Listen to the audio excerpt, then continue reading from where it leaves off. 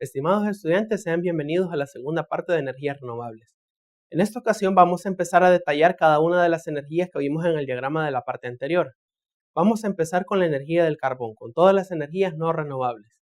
El origen de esta energía es la transformación de las masas vegetales enterradas bajo el subsuelo y sometidas a procesos de descomposición de tipo anaeróbico, es decir, sin presencia de oxígeno, y de presión. Como se ha visto, la descomposición de los vegetales produce desechos que prácticamente se van depositando en capas. Entonces, nosotros podemos ver en el diagrama que tenemos acá los nombres de los diferentes compuestos que se forman. Vemos en el primer caso, por ejemplo, la materia vegetal directa que tenemos sobre la superficie, que relativamente tiene poco poder calorífico, sin embargo, pues aún así es utilizado por nosotros todavía para poder calentar nuestros alimentos. Por ejemplo, la leña, en el caso de eso, puede ser, o madera de vegetación que ha muerto, es la que podemos utilizar en este caso. El porcentaje de carbono que tiene este tipo de material, la turba, es alrededor del 55% de porcentaje en peso de carbono. Posteriormente, conforme estas capas se empiezan a depositar, si no hay intervención humana, nosotros podemos obtener la presencia del lignito. En el caso del lignito, ya el poder calorífico va aumentando por la presencia y por la descomposición que se tiene de la materia, y prácticamente el porcentaje de carbono va aumentando. Entonces, conforme esto se va produciendo, el enterramiento que se produce debido a las capas posteriores de material, produce que este material esté sometiéndose cada vez más presión. Esto provoca naturalmente que se forme la siguiente capa que nosotros conocemos como hulla o tierra negra, en la cual notamos que el poder calorífico ya prácticamente es bastante elevado y tenemos de un 75-85% de carbono. Observen que la capa de material ya depositada cada vez va siendo mayor y esto provoca una alta presión que al final forma lo que nosotros conocemos como antracita. La antracita ya prácticamente es el carbón como tal y es una roca dura que tiene un alto poder calorífico, prácticamente toda puede quemarse, tiene de 95 hasta casi 100% de carbono en peso. Naturalmente, durante todo el proceso puede producirse alguno que otro grado de contaminación y provoca que el carbón tenga presencia de azufre y otros compuestos que lo contaminan. Ahora, en cuanto al poder calorífico, entonces notamos, comparado lo que nosotros teníamos anteriormente con lo que tenemos ahorita, notamos, por ejemplo, que la madera, a cada kilogramo de madera, en promedio podemos extraerle alrededor de 19.700 kilojoules. Recuerda que para poder entender las unidades estas y tener una idea de las magnitudes que representan, te invito a que leas el documento anexo que está antes de esta clase. La turba, nosotros observamos que hay un poquito menos de degradación, tiene alrededor de 18.600 kilojoules por cada kilogramo de peso. El lignito tiene alrededor de 27.200, pero conforme nosotros notamos con posterioridad, la hulla y la antracita pues prácticamente son los materiales que tienen mayor poder calorífico comparado con respecto a la madera que nosotros podemos tener en la superficie. Observen que ya el proceso de descomposición y de presión a que están sometidos los materiales provoca que la energía disponible en ellos sea mayor por la alta presencia del carbono. En la columna de a la par prácticamente nosotros tenemos el mismo concepto anterior, solo que en las unidades de kilowatt hora. Ahora, ¿en qué forma se aprovecha la energía del carbón? En el caso del carbón, pues prácticamente nosotros lo tenemos como su uso principal para producir calor. La energía directa que nosotros obtenemos del carbón es prácticamente calor. Ahora, ¿en qué se utiliza esto? Puede utilizarse en diversos procesos. Desde los inicios de la humanidad, el carbón se ha utilizado prácticamente para calentar alimentos. Pero a través de la revolución industrial, el carbón fue el principal combustible de las máquinas de vapor y se notó que estas máquinas podían producir movimiento mecánico útil y posteriormente, con la introducción de los generadores, producir energía eléctrica. Y además, en los países industrializados, el carbón aún es utilizado para producir las fundiciones, es decir, el proceso de fabricación del acero y todas sus aleaciones respectivas. No solo de él, también de los otros metales, pero el acero es de las principales industrias que utiliza el carbón para poder producir calor y fundir el material. Además, el carbón también es materia prima en la industria química, puesto que también es utilizado como componente principal en algunos determinados procesos. Recuérdense que por la alta presencia de carbón que tiene de carbono que tiene este material, entonces el carbono prácticamente es utilizado en varias partes de los procesos químicos. Y otra forma de aprovechamiento de forma indirecta es la producción de combustibles y la utilización en el sector transporte, Los trenes, por ejemplo, en sus inicios utilizaban carbón, utilizaban leña para poder trabajar y producir el movimiento mecánico respectivo. En cuanto a las reservas, nosotros obtenemos y tenemos una cuestión bastante importante, porque en la gráfica podemos ver las reservas que fueron probadas para finales del 2007. Otro concepto importante que nosotros tenemos que tener en cuenta es el hecho de que las reservas pueden ser de tipo probadas o pueden ser simplemente estudiadas o pueden tener una determinada probabilidad de éxito. Las que menciona la gráfica son probadas, es decir, existen para esa fecha, existen. Entonces observamos que entre los países que tienen varias unidades de miles de millones de toneladas de carbón, tenemos Europa y Eurasia prácticamente con 272.2 mil millones de toneladas. Tenemos siguiente a Norteamérica y a la Asia y al Pacífico. De hecho, en China también se cuenta con las mayores reservas en cuanto a país como tal. Cuenta con las mayores reservas de carbón, pero es también el principal consumidor a nivel mundial. Tenemos como consiguiente a África, el 49.6 mil millones de toneladas. Tenemos Centro y Sudamérica, 16.3 mil millones de toneladas. Y el Oriente Medio, que tiene 1.4 mil millones de toneladas. Al parecer, Oriente Medio no tiene mucho carbón, pero ya veremos con posterioridad que lo que sí tienen es abundancia en petróleo. Muy bien, ahora hablaremos acerca del petróleo y del gas natural. A diferencia de lo que nosotros teníamos con el carbón, tienen en común el hecho de que se derivan siempre de organismos microscópicos y de descomposición de las plantas y de los animales. Sin embargo, en este caso, mucha de la influencia que tiene el petróleo y el gas natural como tal se debe a la presencia de estos seres vivos en la superficie de los océanos. Además, estos se van depositando de igual forma en lo que lo hacen en la parte del carbón, y la presión subsecuente va provocando que junto con el agua y las altas temperaturas con las que tienen en contacto estas cuestiones, favorecen el hecho de la descomposición de los seres vivos y terminan formando la sustancia bituminosa que nosotros conocemos como petróleo. En el caso del petróleo, al igual forma que en el gas natural, va ganando presión, pero a diferencia del carbón, que es un sólido, en este caso tenemos la presencia de un líquido, el petróleo, y del gas natural, en forma gaseosa naturalmente. Esto prácticamente podría favorecer a que se infiltre a través de toda la Tierra buscando la superficie, no al aumentar la presión. Sin embargo, la forma en la cual el petróleo se almacena al interior de la Tierra es de tal forma que tenemos presencia de rocas impermeables que no dejan pasar estos líquidos y gases. De tal forma que esto se incrementa su presión y existe a una alta temperatura el interior de la Tierra. ¿Qué es lo que hace el ser humano? Perforar, así como hablábamos de pinchar un globo, perforamos sobre la superficie y accedemos directamente a los yacimientos.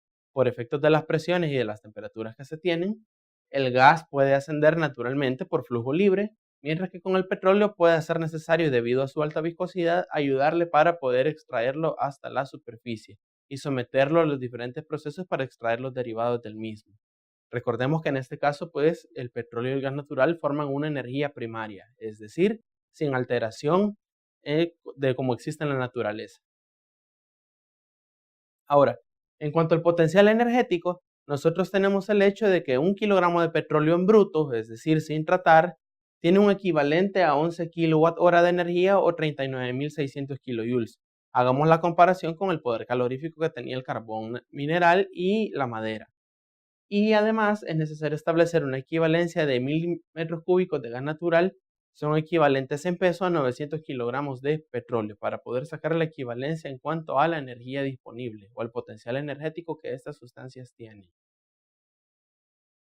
Ahora, en cuanto a usos, en la forma de aprovechamiento, pues nosotros tenemos, de igual forma como lo teníamos con el carbón, el petróleo en muchas de sus formas se utiliza para producción de calor. En el caso de que se utilice un derivado del petróleo conocido como los combustibles, como el búnker, hay una parte que puede destinarse a la generación de vapor para posteriormente mover máquinas y generar electricidad. O si el fin último es utilizar la energía mecánica, pues lo dejamos hasta ahí. Y el otro uso principal también es el de el transporte, debido a que uno de los principales derivados utilizados en la actualidad son los combustibles. Entonces el sector transporte se ve altamente beneficiado por este tipo de energía primaria. Además, el petróleo también forma parte de la materia prima en la industria química, debido a que uno de los principales usos que también tiene es utilizar las cadenas de hidrocarburos para generar plásticos y entre otros elementos que también son utilizados en la industria. y naturalmente, como ya se comentó, pues la producción de combustibles es una de las principales finalidades que tiene el petróleo. En cuanto a las formas de aprovechamiento, es necesario que hagamos una pequeña distinción en cuanto a los derivados que se extraen del petróleo. El petróleo como tal aporta muchos elementos que a través de una torre de destilación, de una torre de tratamiento del petróleo, podemos extraer los diferentes componentes que lo forman, porque el petróleo resulta ser una mezcla de diversas cadenas de hidrocarburos principalmente. Entonces, esas cadenas de hidrocarburos forman sustancias que son bien marcadas en cuanto a la fase en la que se encuentran, y esto provoca que los usos que nosotros tengamos para los diferentes elementos sean en función del estado de la materia en el cual se extraen los elementos. En el caso de que los derivados sean sólidos, sus usos principales resultan en asfaltos. Entonces vemos los productos que se pueden elaborar a partir de esto. Tenemos el caso de las vaselinas, utilizadas en bebés, por ejemplo. Increíble que pueda parecer que eso es un derivado del petróleo. Tenemos las parafinas y tenemos también los alquitranes. El alquitrán pues también es utilizado en parte de la industria tabacalera. Y en cuanto a los usos industriales, pues en el estado natural sólido, nosotros también tenemos la generación de lubricantes, tenemos plásticos, podemos generar sustancias impermeabilizantes debido a que el petróleo es una sustancia no miscible en agua, entonces tenemos esa particularidad. Y el uso principal, claro, si el estado en el que está el derivado es un sólido, el uso principal es pavimentos en carreteras. Posteriormente tenemos la mayoría de los derivados del petróleo que son líquidos. En este caso son sustancias crudas, es decir, no tienen componentes o elementos que favorezcan alguna determinada aplicación. En el caso de los productos que son para utilización directa, tenemos el fuel y el gasóleo utilizados en parte en la generación eléctrica. Tenemos la gasolina y también tenemos el queroseno, utilizados en el sector transporte. El queroseno incluso de hecho es utilizado en parte de las cocinas en nuestras casas. Y en cuanto a los usos industriales, entre el fuel y el gasóleo lo tenemos como su uso en las centrales de generación térmica.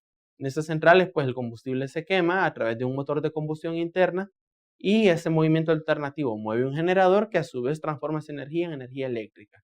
Esa energía naturalmente se transporta y la tenemos disponible tú y yo en este momento.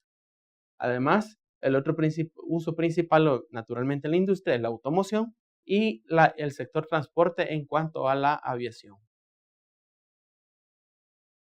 En cuanto al gas natural, en estado gaseoso naturalmente, se compone principalmente de las 4 primeras cadenas de hidrocarburos, en este caso del propano, del etano, el butano y el metano, cuya fórmula es CH4.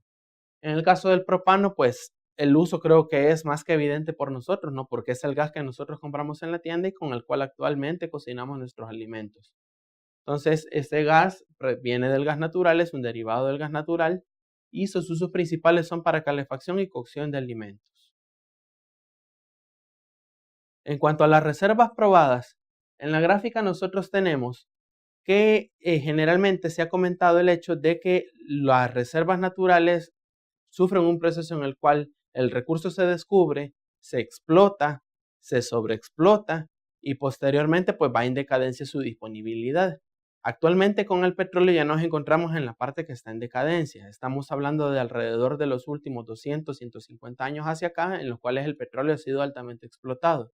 Como ya se comentó, es una fuente no renovable y por ende, pues al ritmo de vida que se tiene en este momento, el petróleo va en decadencia. La gráfica que tenemos acá en la laminilla muestra la disponibilidad en años de los recursos probados que tenemos de petróleo para el año 2007.